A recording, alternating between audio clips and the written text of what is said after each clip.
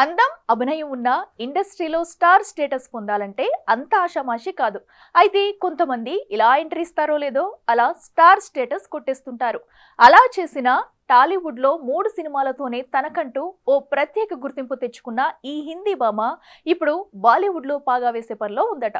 అది కూడా ఓ క్రేజీ సినిమాకి సీక్వెల్తో కావడం ఇక్కడ విశేషం.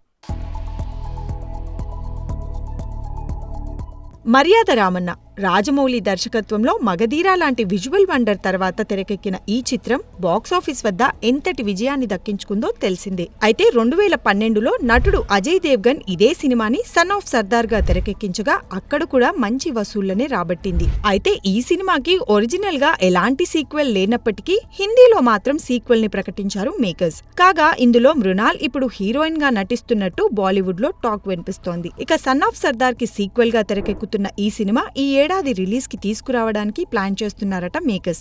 ఇప్పటికే సీతారామం, హాయ్ నాన్న, ఫ్యామిలీ స్టార్లతో తెలుగు ప్రేక్షకులకు దగ్గరైన ఈ భామ అడవిశేష్ సరసన డెకాయిట్ సినిమా చేస్తుండగా తాజాగా హిందీలో కూడా బిజీగా మారింది. అయితే ఫ్యామిలీ స్టార్ ఇచ్చిన షాక్ తో ఆచీ తూచీ అడుగులేస్తున్న ఈ ముంబై ముద్దుగుమ్మ తాజా సినిమాలతో ఎలాంటి ఫలితాన్ని రాబడుతుందో చూడాలి. For more videos like this, subscribe Big TV channel.